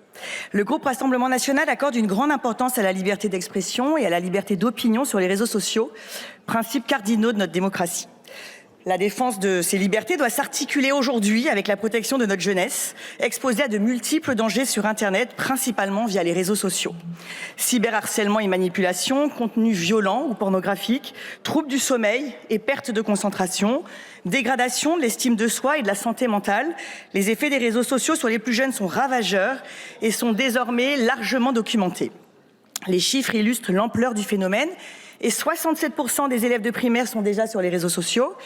Chez leurs aînés, l'absence de compte est devenue l'exception, avec seulement 7% des collégiens et 4% des lycéens, dont mes enfants d'ailleurs malheureusement ne font pas partie. Cette dynamique n'est pas nouvelle. Les questions posées aujourd'hui auraient dû l'être il y a 5 ans, voire même peut-être il y a 10 ans. Les parents, les éducateurs et les responsables politiques que nous sommes se doivent de réagir. En politique, ce qu'il y a souvent de plus difficile à apprécier et à comprendre, c'est ce qui se passe sous nos yeux, disait Tocqueville. Pendant que nous hésitions, les algorithmes, eux, se perfectionnaient. Pendant que nous débattions, les plateformes captaient l'attention d'enfants toujours plus jeunes. Pendant que les pouvoirs publics tardaient à intervenir, des habitudes et des dépendances s'installaient durablement. Pourtant, et malgré cet impératif partagé, je l'espère, par tous les bancs, une inquiétude demeure à l'issue de la commission mixte paritaire. En effet, les modalités d'application de cette interdiction, notamment la vérification de l'âge, imposent une vérification d'identité pour tous les utilisateurs. Comment, Madame la Ministre, alors garantir la protection des données personnelles et les enjeux de sécurité nationale et individuelle qui en découlent ? Comment garantir la liberté d'opinion et d'expression et assurer à nos concitoyens l'absence d'utilisation de ces moyens à des fins de surveillance ? Ces questions, vous avouerez, sont légitimes et les modalités techniques font malheureusement partie intégrante du débat. Et voici un point qui est absent du texte. Alors j'entends également ce qui relève l'absence totale d'implication des parents, pourtant premiers responsables et éducateurs. Notre devoir de législateur est de protéger les mineurs et le devoir des parents est de contrôler l'usage que font leurs enfants des réseaux sociaux. Alors Madame la Ministre, mes chers collègues, nous soutenons l'objectif de bannir l'accès aux réseaux sociaux des mineurs de moins de 15 ans.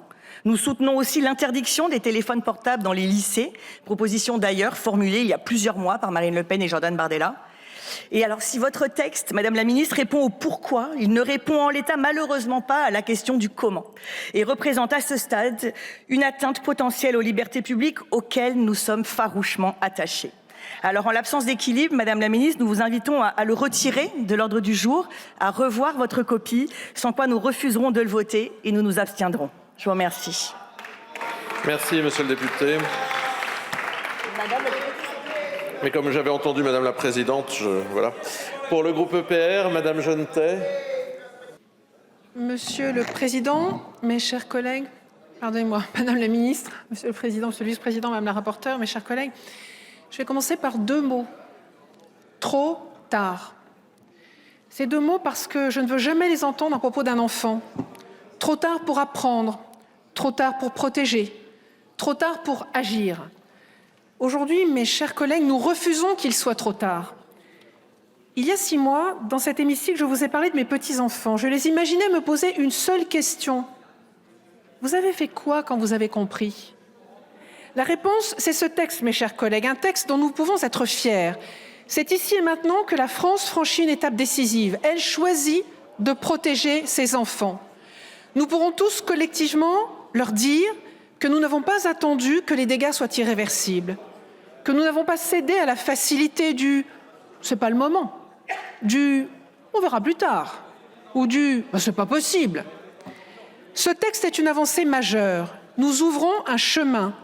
Nous sommes le premier pays européen à interdire les réseaux sociaux aux moins de 15 ans. Et je forme le vœu que beaucoup d'autres pays européens l'empruntent à leur tour. Parce que nous ne pouvons plus laisser croire que le numérique relève uniquement de la responsabilité individuelle des familles. Ce n'est pas vrai. Quand des entreprises parmi les plus puissantes du monde conçoivent des outils pour capter l'attention de nos enfants, quand leur modèle économique repose sur le temps passé devant un écran, alors La puissance publique a le devoir d'intervenir. Et c'est exactement ce que nous faisons. Nous protégeons aujourd'hui notre jeunesse, mais nous protégeons aussi l'école. Et c'est tout l'objet de l'interdiction du téléphone portable au lycée. Ce n'est pas une mesure contre la technologie, c'est une mesure pour l'attention, pour la concentration, pour les échanges entre élèves, pour des salles de classe où l'on regarde son professeur plutôt que son écran, où l'on débat plutôt que l'on scrolle, où l'on apprend à penser plutôt qu'à buller. Et rien de tout cela ne serait arrivé sans une volonté politique. Alors permettez-moi de remercier tous ceux qui ont rendu ce texte possible. Ma collègue, la rapporteure Laure Miller, dont la détermination et le travail remarquable ont permis d'aboutir. Gabriel Attal, notre président de groupe, qui déjà lorsqu'il était Premier ministre, érigeait la protection des enfants en priorité politique, bien avant que le sujet ne devienne consensuel. Et le président de la République qui avait très tôt porté cette ambition. Je veux dire aussi ma gratitude à tous les collègues qui, au-delà de leur sensibilité politique, ont accepté de regarder les faits. Et quand je parle des faits, je veux parler des études scientifiques, des témoignages douloureux des familles que nous avons entendus, de la souffrance de trop nombreux enfants, des drames qu'ils ont subis.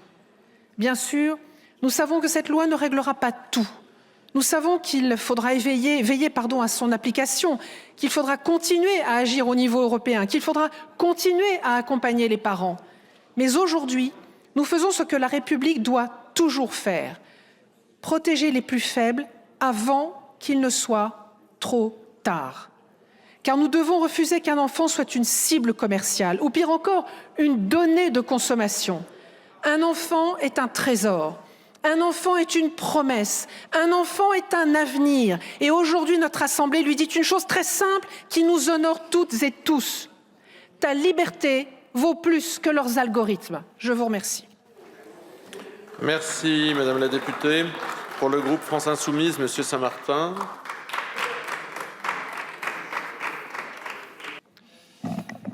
Merci, Monsieur le Président, Madame la Ministre, Madame la Rapporteure, chers collègues. Des mois et des mois de tergiversations, de surenchères morales anxiogènes, de négociations feutrées, mais aussi d'alertes des associations de défense des libertés publiques, d'avis critiques du Conseil d'État et in fine de tambouilles légistiques bicamérales en CMP. Et voilà que cette loi d'interdiction d'accès aux réseaux sociaux numériques aux ados de moins de 15 ans, sous couvert de protéger la jeunesse, nous est soumise au vote. Cette obligation de contrôle d'âge a des implications directement liberticides. La vérification d'âge s'imposera à tout le monde. Elle signe ainsi la fin de l'anonymat en ligne, pilier natif d'Internet, d'un numérique alternatif et émancipateur. C'est aussi une loi paternaliste et répressive qui montre à quel point vous avez de l'enfance et de l'adolescence une piètre conception. Vous y projetez vos propres angoisses et indécisions, affects et sentiments d'impuissance et pulsions de contrôle. C'est ce texte rachitique et juridiquement branlant que la Macronie, dans son dernier souffle et à l'arrache, a imposé à la sagacité du Parlement. Tout ça parce qu'Emmanuel Macron a une nouvelle fois décidé d'accélérer dans une ultime tentative visant à laisser croire qu'il a un effet dans le réel alors qu'il s'épuise dans l'insignifiance d'une fin de règne poussive. Son hypothétique application est fantasmée dès le 1er septembre prochain, quand bien même elle risque d'être non conforme à la Constitution, comme l'a pointé le Conseil d'État. Et c'est pourquoi nous déposerons un recours au Conseil constitutionnel. Au garde à vous entre deux lois régressives, le gouvernement, est-ce qu'il reste de parlementaires macronistes, avec le soutien de la droite et de l'extrême droite, dont le souverainisme est en carton-pâte, vu qu'elle valide le principe d'une soumission docile aux contraintes les réglementaires qu'entend imposer de façon erratique la Commission européenne. Et comme dirait l'autre, le respect des règles européennes, c'est quand ça les arrange. Dans les pays qui ont mis en place l'interdiction, ce prohibitionnisme est bête et méchant. C'est la pensée magique au service de l'inaction numérique. Les GAFAMX et autres dealers de connectivité addictive dorment tranquilles. Leur juteux commerce n'est pas attaqué. Les gouvernements ont l'impression d'agir, mais l'interdiction est systématiquement contournée. Vous régulez à la marge, sans remettre en question ce business qui attaque toutes les générations, à commencer par les plus âgés, les plus exposés aux arnaques et aux manipulations de toutes sortes. Au contraire même, vous prenez acte de votre propre impuissance par une mesure paramétrique autoritariste et vous externalisez sur les parents et les personnels éducatifs le soin de réguler par eux-mêmes, par feu numérique, par défaut. Le message, il est clair, démerdez-vous avec cette interdiction. C'est parfaitement irresponsable. À l'heure du dépôt de bilan du macronisme agonisant, c'est tellement ironique et en même temps si consternant de constater les dégâts de vos politiques. Car en effet, ce sont bien les macronistes qui ont instauré le tout numérique dans les établissements scolaires, qui ont encouragé les EdTech et les écrans tout partout, sous couvert de modernisation pédagogique. Et il continue encore avec l'IA. Un certain Jean-Michel Blanquer déclarait ainsi au lancement de votre programme Territoire numérique éducatif en 2020 que, je cite, « le numérique est porteur d'un message d'espoir pour notre école ». C'est bien le CEO de la Startup Nation, Emmanuel Macron, qui, de la station F au sommet de l'IA, a obsessionnellement déroulé le tapis rouge aux géants du capitalisme numérique et maximalisé la pénétration du numérique dans tous les plis de l'existence humaine. Sous l'empire Macron, également, la jeunesse a été sacrifiée. Le fiasco du SNU en fut le symbole aussi ridicule que coûteux et tant d'autres politiques publiques désastreuses. L'horizon est tellement peu réjouissant aujourd'hui. À peine autorisés à interagir sur les réseaux sociaux numériques à 15 ans, les ados devront participer à la journée dite de mobilisation l'année suivante, à l'issue de laquelle l'armée pourra vérifier la bonne disposition à s'engager. Ce dont vous rêvez, c'est d'une jeunesse docile, une armée de soldats augmentés. On ne méconnaît pas les effets potentiellement dévastateurs de la vie numérique, pourris par les marchands d'algorithmes toxiques dévoreurs de l'attention. Mais qu'on le veuille ou non, les relations sociales sont désormais encastrées dans le numérique. Les jeunes usagers du numérique contourneront quoi qu'il arrive et non sans risque, vu que les espaces numériques insécures dans lesquels s'aventurer ne manquent pas. C'est pourquoi, en plus d'une régulation offensive des plateformes, il faut investir dans l'éducation aux médias, à l'information, à la culture numérique et à la prévention des risques et menaces dès le plus jeune âge. L'enjeu est d'accompagner les sociabilités tous azimuts, de diversifier les sources d'épanouissement et de construction de soi, dans et hors les usages du numérique, l'encouragement aussi par la gratuité dans l'accès aux loisirs, aux médiathèques, à la culture, au sport populaire, d'investir en parallèle et sérieusement dans la santé mentale, secteur dans un piteux état car subissant des coupes budgétaires brutales. Mais parce que vous ne le ferez pas, que vous vous donnez bonne conscience par une mesure d'interdiction et de contrôle, nous donnons rendez-vous en 2027. Il est temps de réparer tout ce que vous avez cassé et saboté. Un autre numérique émancipateur et au service de l'intérêt général est possible, et en vérité déjà là, et c'est à la puissance publique d'en renforcer le déploiement. Vivement 2027. Merci au groupe socialiste, Monsieur Delaporte. Merci Monsieur le Président, Madame la Ministre, Madame la Rapporteure, chers collègues. Marie, Clovis, Maël, Morgane, Virginie, Samira, Mehdi. Je revois ces visages d'enfants, ces victimes des réseaux sociaux que nous avons entendus avec Laure Miller et des collègues lors de la commission d'enquête TikTok que j'ai eu l'honneur de présider. Quand je pense à ces vies brisées, je pense à Saturne, ce dieu du temps qui dévorait ses propres enfants. TikTok, Snapchat, Meta, X, ce sont eux les ogres des temps modernes, insatiables, guidés par le profit. Ils ont happé ce qu'il y avait de plus précieux dans nos sociétés, la jeunesse et le temps. Ils s'appuient sur un business du sordide soutenu par un modèle économique fondé sur la captation d'attention. La nocivité des plateformes, elle fait consensus. Elle fait consensus. Océan de trash, pour reprendre l'expression de la rapporteure mineure, contenu dangereux, addiction, perte de sommeil, mal-être, cyberharcèlement, incitation à l'automutilation ou au suicide. Pour autant, le texte présenté à nos suffrages aujourd'hui est-il la réponse adéquate ? Il ne doit tout d'abord, bien évidemment, pas être l'arbre qui cache la forêt et donc celui qui nous empêche de voir plus loin et la nécessaire régulation du numérique et de l'algorithme. Ici, on s'attaque d'abord à la protection des utilisateurs en pénalisant aussi les utilisateurs. Naviguons-nous à vue, comme le disait hier la rapporteure, dans le huis clos de la CMP. Si tel était le cas, nous ne pourrions pas suivre tant les conséquences seraient importantes. La limitation de l'accès aux réseaux sociaux et la meilleure protection des mineurs, nous en partageons l'ambition, mais les socialistes privilégient, à l'échelle européenne comme nationale, une vision plus équilibrée, celle, par exemple, du groupe d'experts européens qui a remis son rapport la semaine dernière avec une approche graduelle. Interdiction stricte aux moins de 13 ans des réseaux sociaux ensuite plus protecteurs, jusqu'à un âge restant à déterminer. Cette règle, proportionnée, partagée à l'échelle continentale, régulatrice des fonctionnalités nocives des réseaux sociaux, devrait d'ailleurs entrer en vigueur dans un an environ, et le plus tôt sera le mieux. Ce chemin d'équilibre, c'est celui que cherche par exemple l'Espagne. L'enjeu est de protéger d'abord des fonctionnalités dangereuses en inscrivant les réseaux sociaux plus protecteurs sur une liste blanche, autorisée pour les 13-15 ans par exemple lorsqu'ils remplissent certaines conditions en matière de contenu, de conception de services, de prévention des usages addictifs ou de protection de la vie privée. C'est d'ailleurs l'esprit qu'avait adopté le Sénat dans son approche plus proportionnée. Je regrette que le texte issu de la CMP revienne sur ce qui me paraissait être un point d'équilibre avec une interdiction sèche et généralisée des réseaux sociaux pour les moins de 15 ans, ne laissant aucun espace pour un modèle alternatif et protecteur que nous avons toujours soutenu.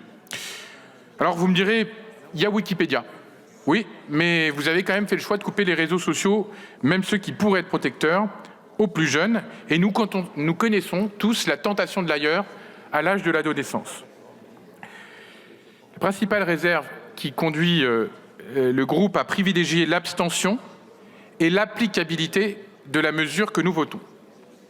Nous naviguons certes à vue parce que nous ne savons pas si les contournements qui ne manqueront pas d'arriver, on a vu le cas de l'Australie où 2/3 des mineurs continuent d'avoir un compte, des mineurs concernés, mais voilà, on ne sait pas si les effets de contournement contrebalanceront donc les bénéfices attendus par l'interdiction. On peut aussi s'inquiéter sur le flou qui prédomine encore sur le périmètre d'application du texte et sur les acteurs qui seront intégrés. Quid de l'intégration, par exemple, ça a été posé, de certains jeux vidéo en ligne qui présenteraient des fonctionnalités de réseaux sociaux. Quid de WhatsApp, dont une partie est considérée par la Commission européenne comme relevant d'une plateforme de réseau social et qui devrait donc être concernée par la vérification d'âge. Quid, ça a été dit, des modalités de contrôle de l'âge, enfin, qui restent largement imprécises à ce jour et qui interrogent légitimement. Elles ne sont pas stabilisées, Madame la Ministre, à 1 mois à peine de l'entrée en vigueur du présent texte.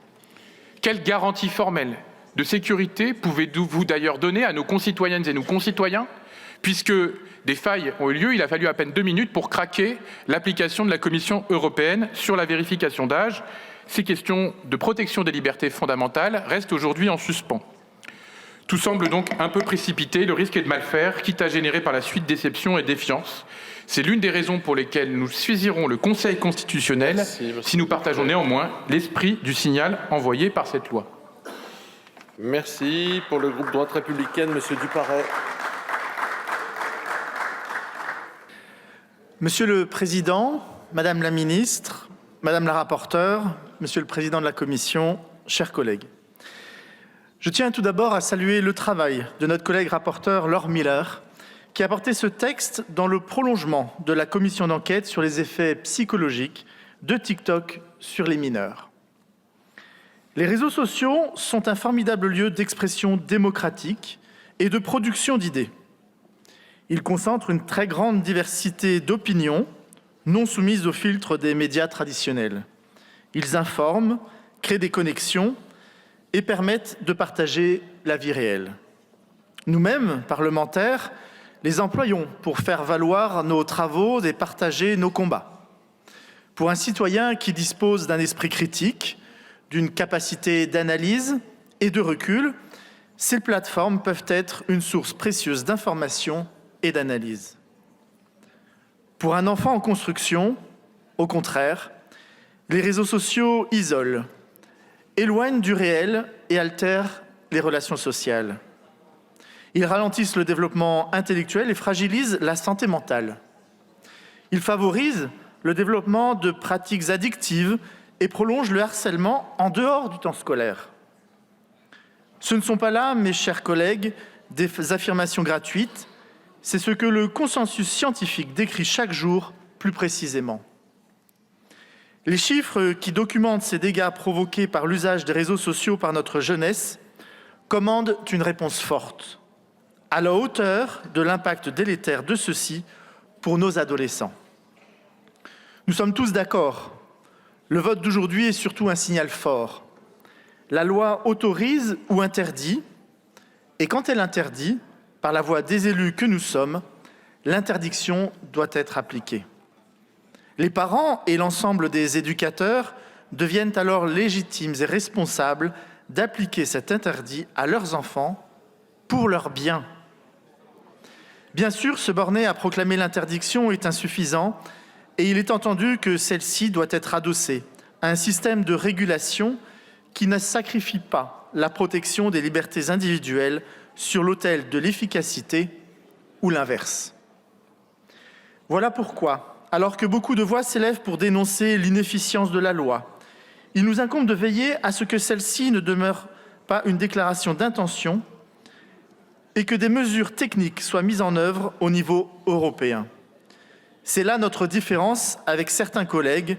Nous ne baissons pas les bras, nous ne nous résignons pas au motif que tout cela serait trop compliqué à mettre en œuvre.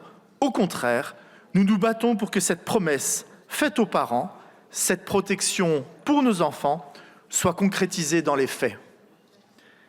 Certes, toute mesure technique est contournable, d'une manière ou d'une autre. Et si ce défaitisme nous étreignait sur tous les sujets qui nous occupent, alors nous ne ferions plus grand-chose. Au contraire, il est de notre devoir d'essayer résolument, mais sans naïveté. Chaque enfant empêché de se rendre sur les réseaux est un enfant protégé des dangers qu'ils contiennent. Si un contrôle d'identité devait être mis en place, ces données devront être strictement protégées dans un cadre souverain et les citoyens devront pouvoir continuer à exprimer librement, sans risque aucun.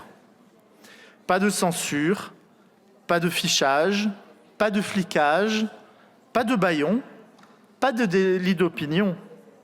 Seulement, mes chers collègues, la défense de l'intérêt fondamental de notre jeunesse vulnérable. Je souhaite aussi dire un mot de l'interdiction du téléphone portable dans les collèges et lycées. C'est aujourd'hui un fait établi que les écrans affaiblissent notre capacité de concentration et d'apprentissage. Interdire les smartphones dans les collèges et lycées n'est pas une mesure déconnectée contre les élèves, mais pour les élèves.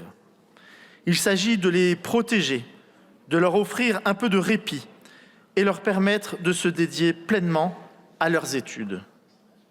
Pour protéger notre jeunesse contre le principal fléau de notre époque, le groupe de la droite républicaine votera en faveur de cette proposition de loi. Je vous remercie. Merci, monsieur le député. Avant de donner la parole aux trois derniers orateurs inscrits, je vous rappelle que la conférence des présidents a décidé qu'il serait procédé à un scrutin public sur la proposition de loi telle qu'elle résulte du texte de la CMP. Je fais annoncer ce scrutin dans l'enceinte de l'Assemblée nationale et pour le groupe écologiste, madame Bellucco. Merci, Monsieur le Président. Madame la Ministre, Madame la Rapporteure, collègues. Vous le savez déjà, de nombreux pays se posent la question de fixer un âge minimum pour accéder aux réseaux sociaux. Notre Parlement a choisi 15 ans et le groupe écologiste et social soutiendra majoritairement cette mesure. Au fond, la question à laquelle nous essayons de répondre par ce texte est la suivante. Quelle place laisser aux réseaux sociaux et j'ajouterai même à tous les usages du numérique dans la vie de nos enfants? La large place qu'ils y occupent aujourd'hui est questionnée par de nombreux parents, enseignants, élus. Les réseaux sociaux accaparent notre temps et celui des jeunes, accentuant ainsi la sédentarité et la réduction du temps consacré aux apprentissages, aux vraies relations sociales et au sommeil, mais aussi du temps passé dehors, au contact de la nature. Au-delà des conséquences sanitaires, il faut rappeler que les réseaux sociaux sont des plateformes conçues par des entreprises privées, basées sur des algorithmes designés par et pour des intérêts privés. Derrière cette apparence de forum ouvert, où l'expression de chacun serait libre et accessible à tous, résident en réalité des logiques capitalistiques répondant à la seule boussole du profit. Madame la rapporteure, vous l'avez parfaitement documenté dans votre rapport de la commission d'enquête sur les effets psychologiques de TikTok sur les mineurs.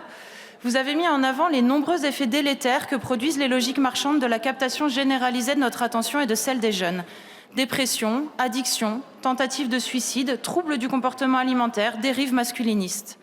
Parce que derrière ces plateformes, chaque algorithme, chaque interface guide nos choix et nos interprétations, en jouant excessivement sur nos émotions, éteignant ainsi toute réflexion. Dans ce cadre imposé, quelle place à la libre décision? Comment garantir l'intégrité cognitive de nos enfants quand ceux-ci passent plusieurs heures par jour sur ces plateformes? Car ces algorithmes deviennent, avant les parents, l'école et les pairs, les premiers acteurs de l'intermédiation des jeunes avec le monde. En fait, nous acceptons que la construction de leur rapport au monde et aux autres soit déléguée à des entreprises américaines et chinoises. Face à cela, quelle singularité cognitive conservons-nous? Derrière les calculs qui renforcent les biais et les moyennes, le recours massif aux plateformes numériques sans débat démocratique tend à homogénéiser nos goûts, nos pensées et à marchandiser plus encore notre attention. Ce serait donc ça, l'avenir que nous voulons? Un monde où tous nous penserions et consommerions comme des Américains? Le capitalisme numérique a transformé notre temps libre en marchandise. Ce temps que la lutte a arraché aux mains des patrons il y a quelques décennies, nous voilà à le livrer aux grands patrons de la Silicon Valley, dont l'idéologie réactionnaire est aujourd'hui pleinement assumée et dont la défiance envers les modèles démocratiques européens est édifiante. Un sursaut est nécessaire pour garantir la libre construction de la pensée.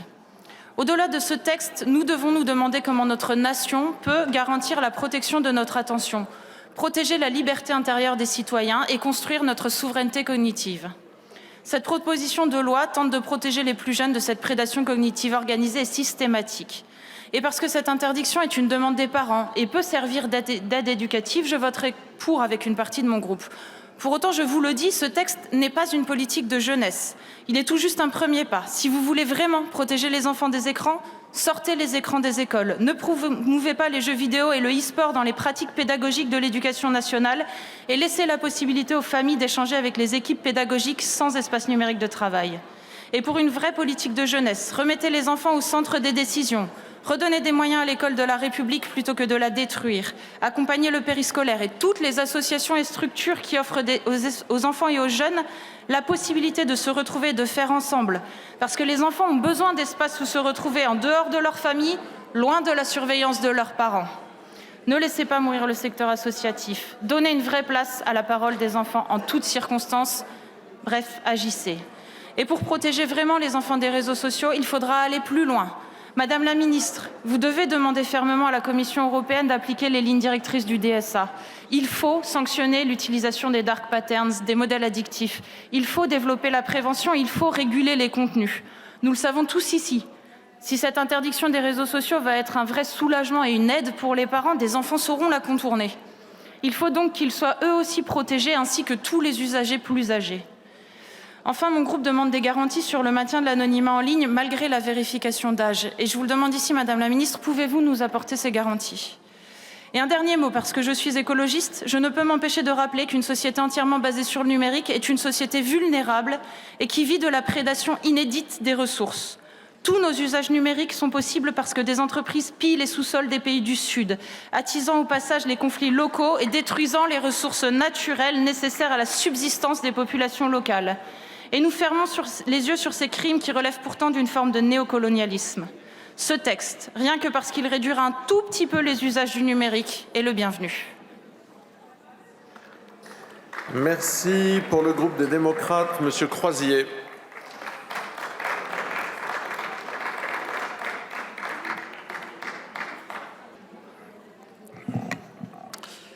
Monsieur le Président, Madame la Ministre, Monsieur le Président de la Commission des Affaires culturelles et l'éducation, Madame la rapporteure, chers collègues, notre société doit être davantage consciente de l'importance de l'enfance, de la place à lui réserver dans la vie de tous les jours, mais aussi dans les projets à long terme.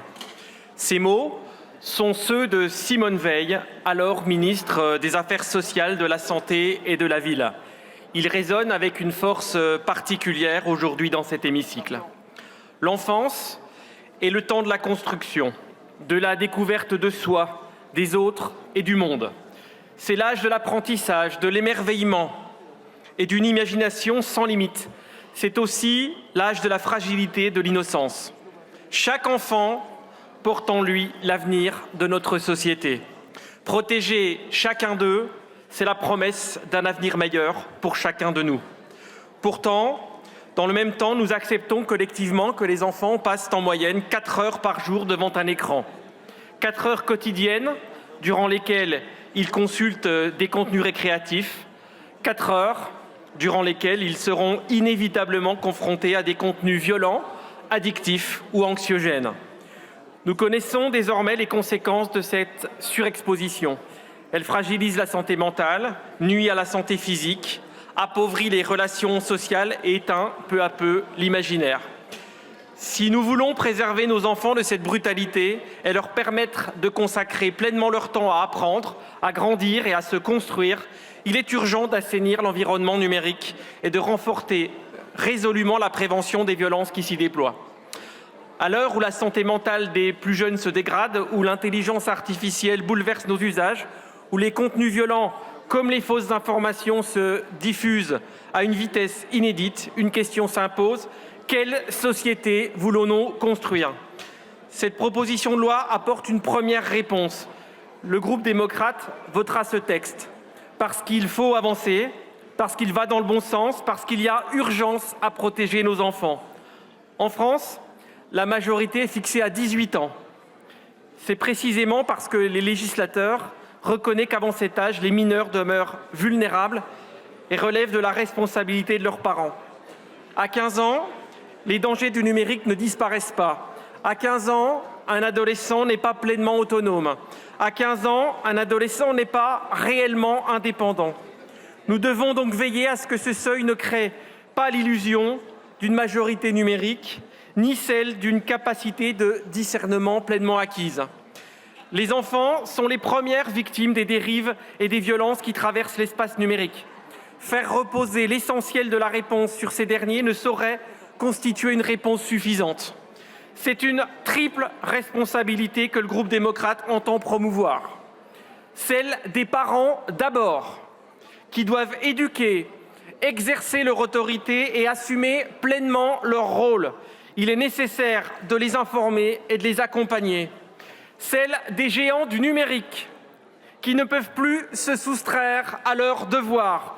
Ils doivent garantir les outils de contrôle réellement efficaces. Celle, enfin, des plateformes qui doivent répondre à des contenus qu'elles diffusent et mettent en œuvre une modération exigeante à la hauteur des enjeux. Cette proposition de loi rappelle une évidence. Nous avons le devoir d'agir pour préserver l'environnement dans lequel nos enfants grandissent. Mes chers collègues, ne restons pas spectateurs. Sensibiliser aux usages du numérique est un enjeu de civilisation. N'oublions pas que nos enfants sont notre avenir. Merci. Merci. Dernier intervenant, Monsieur le Président Marc Angeli pour le groupe Horizon.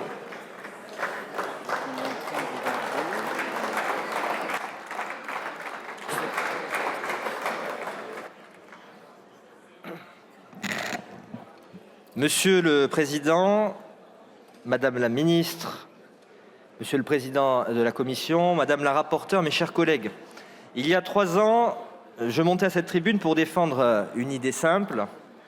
Un enfant de moins de 15 ans n'a rien à faire sur un réseau social. Cette idée est devenue une loi, la loi du 7 juillet 2023. La majorité numérique, c'était elle, et le Parlement l'avait adoptée à la quasi-unanimité. Je revois encore cet hémicycle ce jour-là, convaincu d'avoir agi et d'avoir bien agi.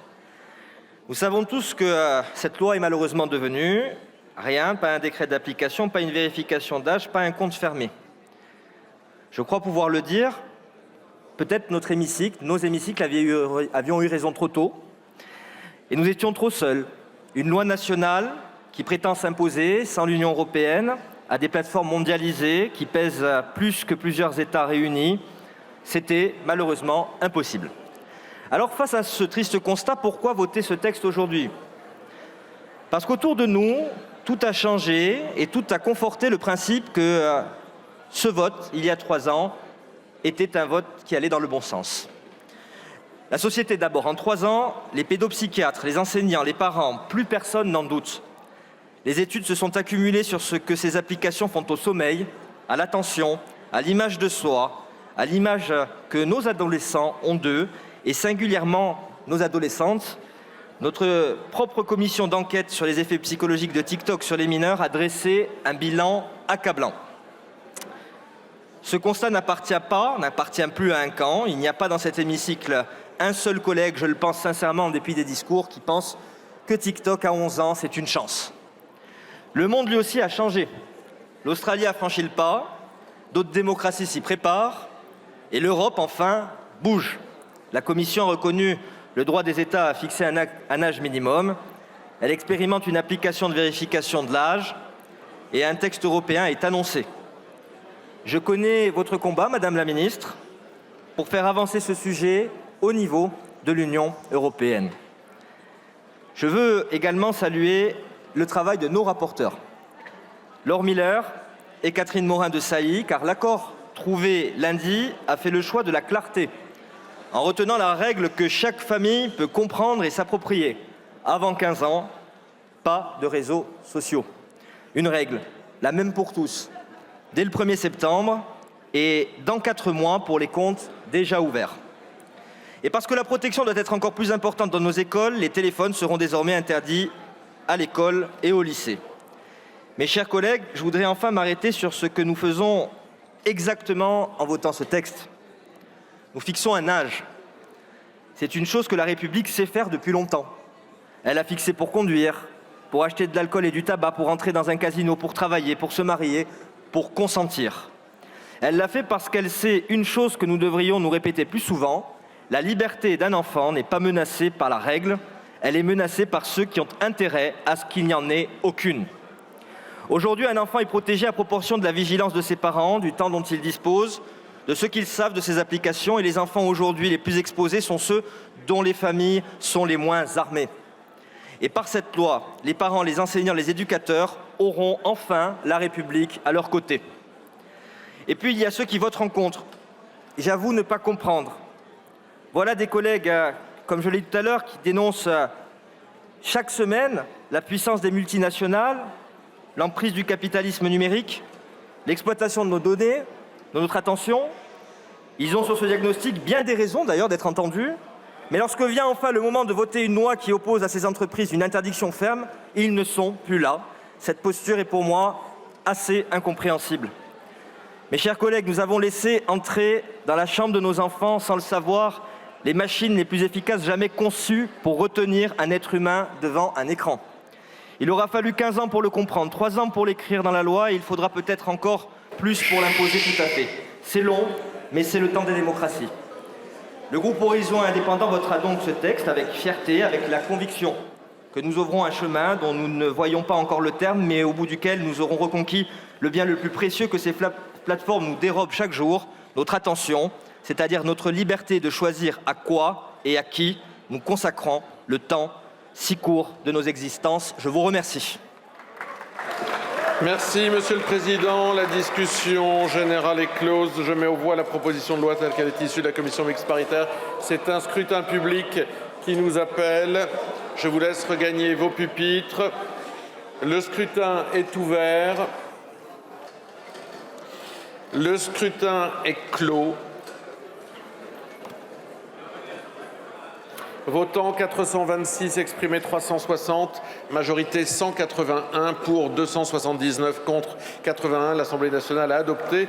Prochaine séance ce soir à 21h30, lecture des conclusions des CMP sur le projet de loi visant à offrir des réponses immédiates aux phénomènes troublant l'ordre public, la sécurité et la tranquillité de nos concitoyens et proposition de loi visant à moderniser la gestion du patrimoine immobilier de l'État. La séance est levée.